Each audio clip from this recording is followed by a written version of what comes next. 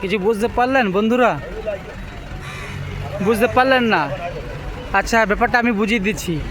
এই যে ভদ্রলোক গাড়িটা নিয়ে এলেন এখানে মাঠে, তো এই ভদ্রলোক গাড়িটা মাঠে নিয়ে এলো এই কারণে যে কাকগুলোকে প্রত্যেক দিন সকালে এই ভদ্রলোক খাবার দেয়।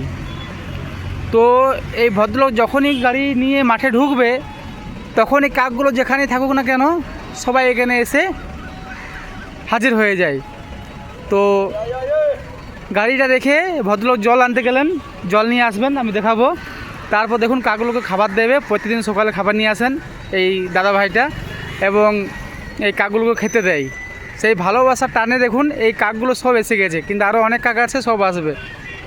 এখন প্রায় কাক তো বিলুপ্ত হয়ে গেছে, দেখতে পাওয়া যায় না, কিন্তু ত্রিবেণী মোড়ে এলেই আমি এই কাকগুলো সব দেখতে পাই।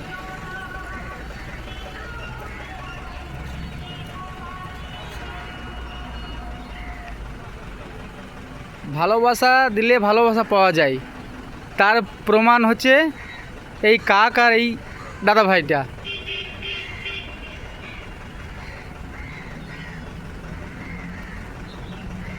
দেখুন জল নিয়ে এলো, জল দিল, জল খাচ্ছে।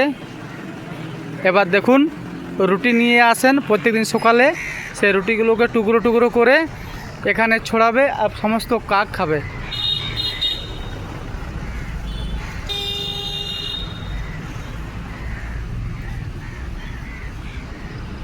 ভালোবাসা দিলে ভালোবাসা পাওয়া যায়, এই পশুপ্রেমী দাদাভাই থেকে আমাদেরকে শিখতে হবে। দেখছেন কত কাক দেখুন। একদিন বলে নয়, আমি যতবার এসেছি এখানে ততবারই দাদাভাইকে আমি দেখতে পেয়েছি। প্রত্যেকদিন সকালেই উনি আসেন এই কাকগুলোর জন্য, বাড়ি থেকে রুটি নিয়ে আসেন, এবং এইখানে সামনে একটা নল আছে, নল থেকে জল নিয়ে এসে দেন প্রত্যেকদিন। কত কাক দেখছেন।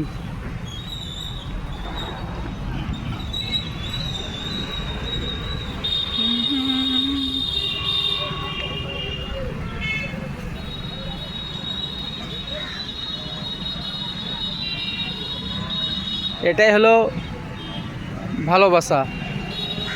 আমার তো খুব ভালো লাগে, আমি যখনই আসি তখন একবার করে ভিডিও করার চেষ্টা করি, কি খুব ভালো লাগে দেখে আমার।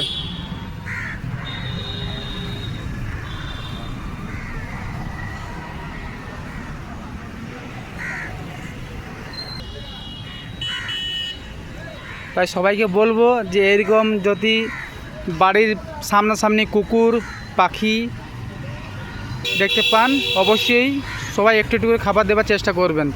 যেগুলো আমাদের অনিষ্ট হয়ে যায় সেই খাবারগুলো দিলেও চলবে, ঠিক আছে। আজকে বন্ধু রাখি।